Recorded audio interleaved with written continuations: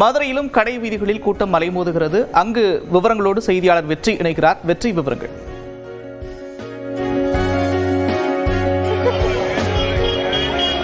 நந்தா, மதுரையில் இந்த தீபாவளிக்கு துணி எடுக்கிறதே ஒரு செலிப்ரேஷன் மாதிரி, ஒரு கொண்டாட்டம் மாதிரி பண்ணக்கூடிய மக்கள் இங்கே அப்படிதான் நடத்துறாங்க. இதை மதுரையில் இல்லை, மதுரையிலிருந்து தென் மாவட்டங்களில் இருக்கக்கூடிய பல்வேறு மாவட்டங்கள், ராம்நாடு, தேனி, சிவகங்கை இருந்தெல்லாம் இங்கே தான் வந்து துணி எடுப்பாங்க.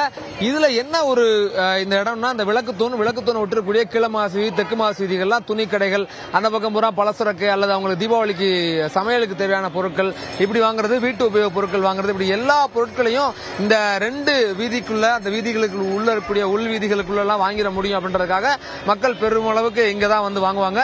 இதுல இன்னும் ரொம்ப முக்கியமா என்ன பண்ணுவாங்கன்னா, அவங்க வந்து இங்க வந்து பெரிய கடைகளை விட சின்ன சின்ன சாலையோர கடைகள்ல வியாபாரிகள்கிட்ட தான் மக்கள் பொருள் வாங்குறதுக்கு அதிகமான ஆர்வம் காட்டுவாங்க. ஏன்னா அவங்க கிட்ட ஒரு பேரம் பேச முடியும், ஒரு உரிமையோட வாங்க முடியும் அப்படிங்கிறதுக்காக அதெல்லாம் மக்கள் இந்த இப்ப கூட பாக்குறோம். நம்ம ஒரு அக்கா வந்து சாலையோரத்தில் இருக்கக்கூடிய வியாபாரிட்ட ஒரு ஷால் வந்து அவங்க அவ்வளவு தூரம் பேரம் பேசி வாங்குறாங்க.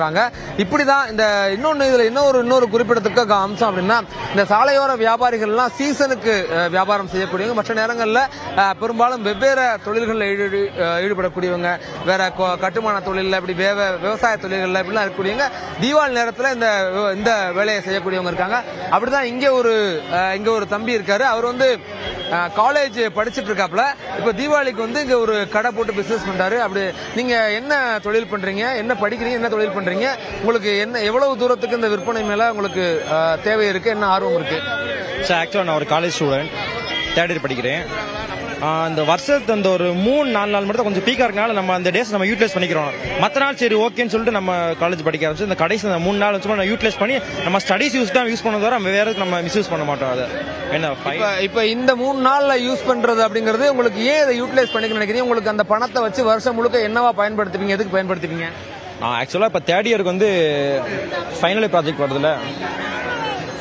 வருதுல்ல, ஸோ அதுக்கான யூஸ் பண்ணிக்கிறேன். ஏன்னா எனக்கு ஒரு லம்ப் ஒரு அமௌண்ட் வேணும். அதில் எனக்கு ஒரு 20 to 30,000 நான் சேவ் பண்ணிட்டு இருக்கேன் இப்போதைக்கு. நான் காலேஜ் ஃபைனல் இயர் ப்ராஜெக்ட்டுக்கு அதோட எய்ம், ஆக்சுவலாக என்னோட எய்ம். ஸோ அதுக்காண்டி நான் இப்போ போராடிட்டு இருக்கேன். இந்த தீபாவளியினுடைய மையத்தை பத்தி நம்ம பேசுவோம். எப்பவுமே மக்கள் வர்றாங்க, கூட்டம் கூடுது, பொருள் வாங்குறதுல ஆர்வம் காட்டுறாங்கன்னு இப்படி சில உதிரிகள், வெவ்வேறு விஷயங்கள்லாம் இதுல கவனிக்கத்தக்க அம்சம் இருக்கு. இதுல பேர் சொல்றது பாருங்க எவ்வளவு முக்கியமான ஒரு அம்சம். இங்க ஒரு நடக்கக்கூடிய அந்த பொருளாதார சுழற்சி அப்படிங்கிறது ரொம்ப முக்கியமானது. அவர் வந்து தீபாவளி நேரம் சம்பாதிக்கக்கூடிய பணத்துல இருந்து 30-40,000 வரைக்கும் சம்பாதிக்கக்கூடிய பணத்துல இருந்து அவருடைய காலேஜ், கல்லூரி ப்ராஜெக்டுக்கு அதுக்கான தேவைகளுக்கு பயன்படுத்துறா அப்படிங்கிறது எவ்வளவு முக்கியமானது பாருங்க. பிரதர், நீங்க துணி வாங்கிட்டீங்களா? கூப்பிடுங்க, உங்க வீட்டுல எல்லாம் கூப்பிடுங்க. என்ன துணி வாங்கிருக்கீங்க? இந்த வருஷம் எதிர்பார்த்தெல்லாம் வாங்க முடிஞ்சதா? எல்லாமே வாங்க முடிஞ்சு. என்னென்ன வருமானங்கள் இல்லாதனால கொஞ்சம் சிரமத்துல கொஞ்சம் ட்ரெஸ் தான் நீங்க பர்ச்சேஸ் பண்ண முடிஞ்சு. ஒரு 2 வருஷத்துக்கு முன்னாடி ஒரு நல்ல ஒரு திருப்தியான முறையில் நம்ம வாங்கிட்டு போற மாதிரி இருக்கும். ரேட்டுமே கொஞ்சம் முன்னப்பதான் இருக்கு.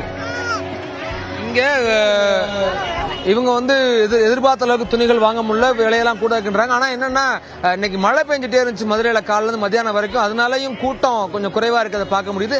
அப்போ இந்த தீபாவளி விற்பனைக்குள்ள இப்படி மக்கள் கொண்டாட்டமாக இந்த பொருள் வாங்குறது ஒரு பக்கம், அப்புறம் சாலையோர வியாபாரிகளுடைய வாழ்க்கையினுடைய தேவைகள் சார்ந்து அவங்க வியாபாரத்துக்கு வரக்கூடியதுன்னா இந்த சூழல் வந்து இப்படியாக இருக்கு. நந்தா, நிச்சயமாக கொண்டாட்டத்திற்கு பெயர் போன மதுரை தீபாவளி கொண்டாட்டத்திற்கு மும்முரமாக தயாராயிட்டு வரக்கூடிய காட்சிகளை பார்த்தோம். விவரங்களுக்கு நன்றி வெற்றி.